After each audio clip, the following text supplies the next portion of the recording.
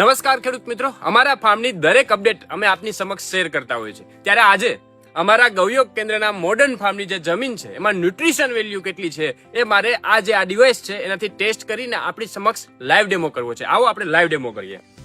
આ મલ્ચિંગને આપણે હટાવી લઈએ અને તમે જોઈ શકો છો 0-0 છે. મશીનને આપણે જમીનમાં ઘુસાડી દઈએ.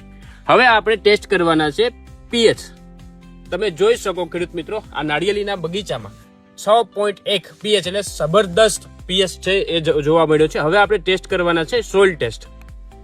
ન્યુટ્રિશન વેલ્યુ કેટલી આવે જોજો ખેડૂત મિત્રો. 84, 83,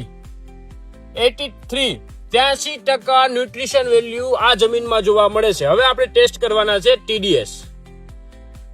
અને નાળિયેરીના પાક માટે ટીડીએસ પણ બેસ્ટ કહેવાય. ખેડૂત મિત્રો, મારું કહેવાનું એ છે કે જે આ ડિવાઇસ બતાવે છે કે 83% ન્યુટ્રિશન વેલ્યુ, એટલે આ ન્યુટ્રિશન વેલ્યુ હવે ક્યાંક ને ક્યાંક તમને આવા જંગલમાં જોવા મળતી હોય આ ન્યુટ્રિશન વેલ્યુ. તો એનું કારણ શું છે? એનું કારણ છે ગૌયોગ કેન્દ્ર ઘન જીવામૃત, જેમાં 42% કાર્બન છે. એ કાર્બન વાળું ઘન જીવામૃત જ્યારે તમે જમીનમાં નાખો, જ્યારે તમે એની ઉપર મલ્ચિંગ કરો તો ન્યુટ્રિશન વેલ્યુ તો આટલી આવવાની જ છે. હવે મિત્રો, આપણે રેટિંગની વાત કરીએ કે 1 થી 5 સ્ટારમાંથી કેટલા સ્ટાર આને મળી શકે, તો મારા અંદાજ પ્રમાણે 5 સ્ટાર સુધી આ જમીનને, આ સોઇલને મળી શકે.